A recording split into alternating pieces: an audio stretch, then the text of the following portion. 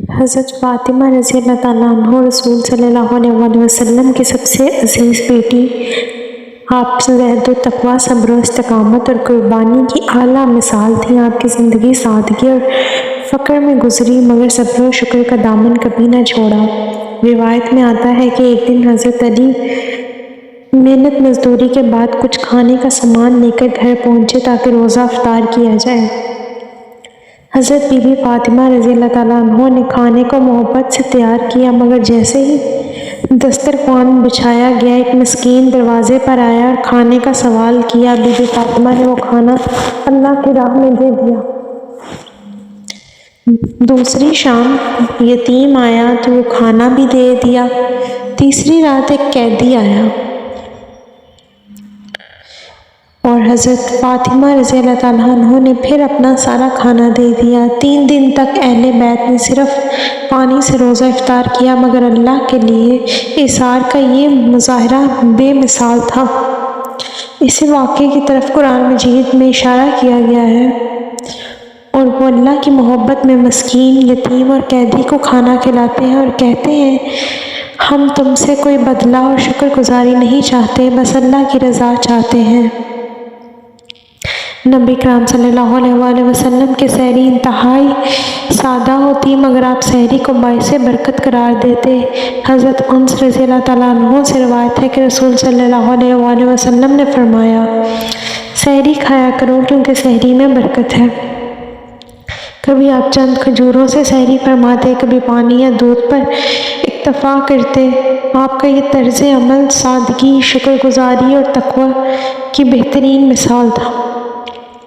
حضرت امام حسن اور حضرت امام حسین علیہ السلام بچپن ہی سے نانا رسول صلی اللہ علیہ وسلم اور والدین حضرت علی اور حضرت فاطمہ رضی اللہ تعالیٰ عنہ کی تربیت میں پروان چڑھے۔ روایت کے مطابق ایک مرتبہ دونوں شہزادے بچپن میں بیمار ہو گئے۔ حضرت علی اور حضرت فاطمہ رضی اللہ تعالیٰ عنہ نے منت مانی کہ اگر بچے صحت یاب ہو گئے تو 3 دن کے روزے رکھیں گے۔ جب امام حسن اور امام حسین صحت مند ہو گئے تو اہل بیت نے روزے رکھے، مگر روزانہ افطار کے وقت کوئی نہ کوئی محتاج دروازے پر آ جاتا اور وہ اپنا کھانا اللہ کی راہ میں دے دیتے۔ 3 دن مسلسل فاقہ رہا، مگر ان کے چہروں پر صبر اور اللہ کی رضا کی روشنی تھی۔ یہی وہ اہل بیت تھے جن کی محبت کا حکم خود رسول صلی اللہ علیہ وسلم نے دیا اور جن کی سیرت قیامت تک ایمان والوں کے لیے مشعل راہ ہے۔ یہ کہانی ہمیں سکھاتی ہے کہ ایثار، صبر، قناعت اور اللہ کی رضا کے لیے قربانی دینا ایمان کی بلند ترین مثال ہے۔ روایت میں آتا ہے کہ ایک دن حضرت علی اور حضرت فاطمہ کے گھر میں کئی دنوں سے فاقہ تھا۔ بچوں امام حسین اور امام حسن کو بھی کھانے کے لیے کچھ میسر نہ تھا، مگر اہل بیت نے صبر کا دامن نہ چھوڑا۔ حضرت فاطمہ رضی اللہ تعالیٰ عنہ نے نبی کریم صلی اللہ علیہ وسلم کو افطار پر بلایا، مگر جب دسترخوان بچھایا گیا تو کھانے کے لیے کچھ نہ تھا۔ حضرت فاطمہ کا چہرہ غمگین ہو گیا، مگر نبی کریم صلی اللہ علیہ وسلم مسکرائے اور فرمایا، بیٹی اللہ پر بھروسہ رکھو، وہ بہترین رزق دینے والا ہے۔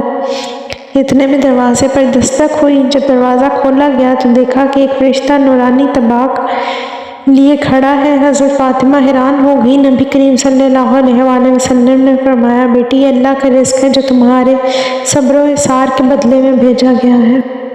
جب وہ کھانا کھولا گیا تو اس میں جنت کے بہترین کھانے موجود تھے۔ حضرت فاطمہ نے کہا، یا رسول اللہ، میں گواہی دیتی ہوں کہ اللہ اپنے نیک بندوں کو کبھی تنہا نہیں چھوڑتا۔